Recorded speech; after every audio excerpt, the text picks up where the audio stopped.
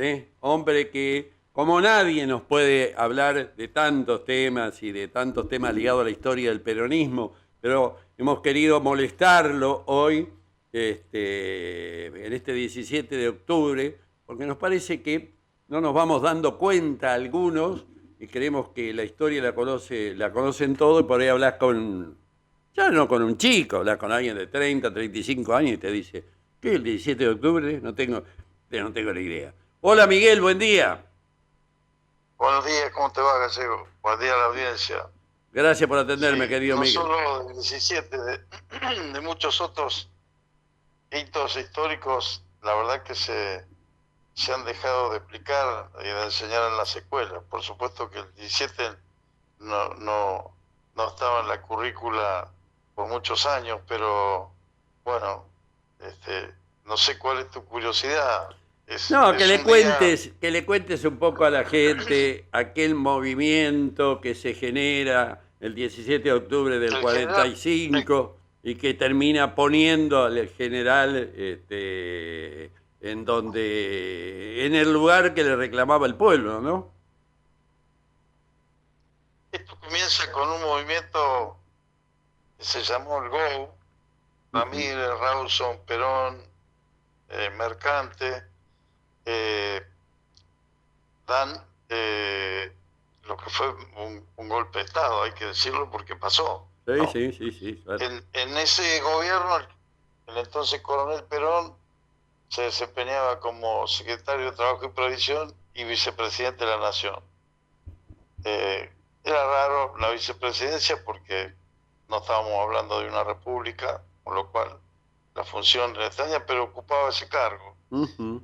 En un momento es detenido eh, y llevado a, lo sintetizo porque si no, no te va a dar el Sí, sí, tiempo, sí, sí, te a agradezco. la isla Martín García.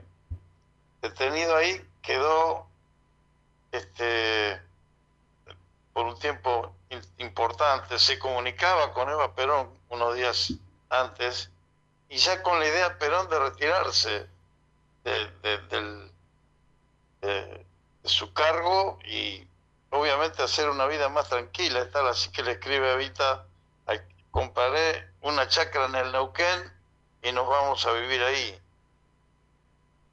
Pero los acontecimientos se sucedían y a instancias de un capitán médico Massa que lo atendía en la isla, que fraguó una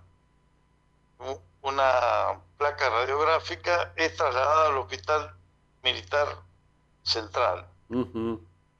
Desde allí eh, tuvo un clamor por parte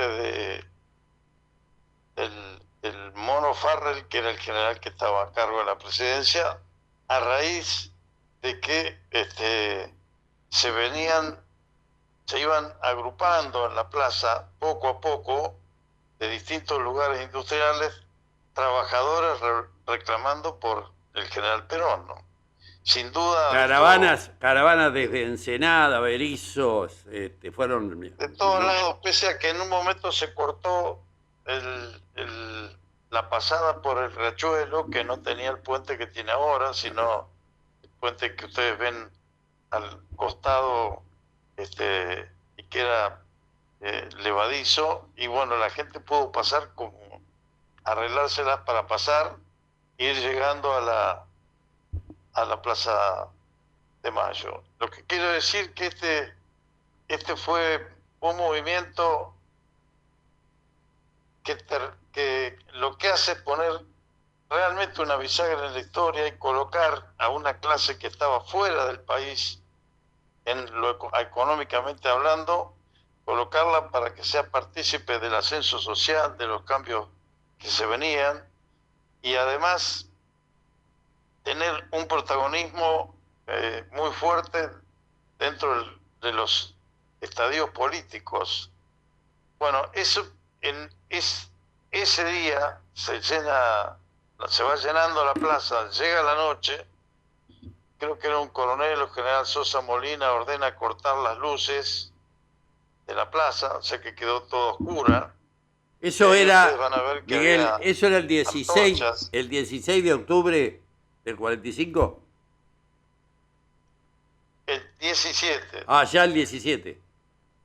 ya el 17, la gente en la plaza y con el diario Crítica Retorcido, la gente improvisó antorchas y se iluminaba con eso. Bueno, eh, digamos, había una disparidad en las resoluciones a tomar, pero Farrell le dice a Perón, palabra más, palabra menos, para estos locos, hablaba, decía algo porque van a aprender, van a hacer un desastre. Habían copado totalmente la plaza. No era esa la intención, entiendo, los trabajadores, ellos reclamaban por Perón. Ante eso Perón le dice, pero quiero que me garantices elecciones. Entonces, con esa garantía salen al balcón.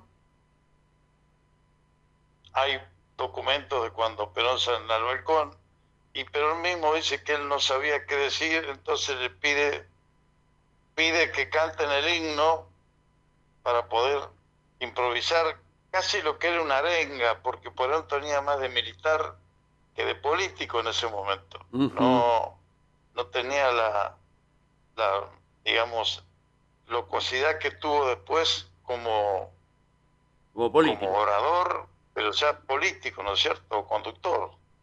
Y bueno, es ahí donde se produce una fusión, donde él clama diciendo, organícense, únanse los trabajadores, y sobre esa base se construirá una gran hermandad y una gran nación. Ese es un hito histórico, yo llamaría una bisagra histórica, que pasó de una Argentina rural a una Argentina industrial, que fuimos tercera potencia en lo que fue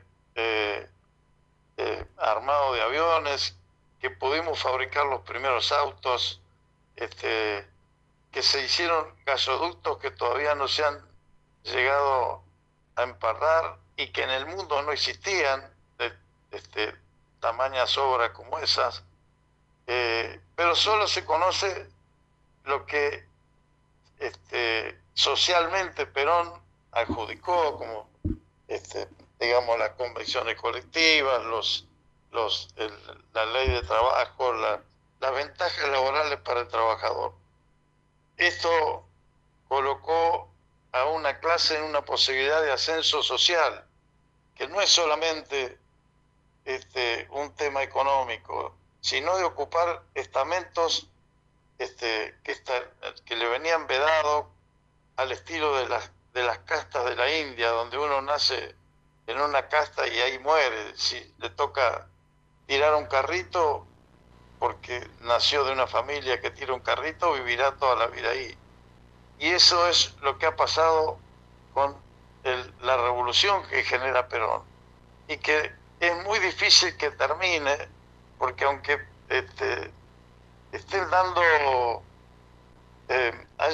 hayan incursionado estos que hoy conducen el peronismo, que están tirados a la izquierda, Perón decía que el comunismo nos pueda manchar a nosotros, es como pensar que tirar un frasquito de tinta china va a manchar el mar.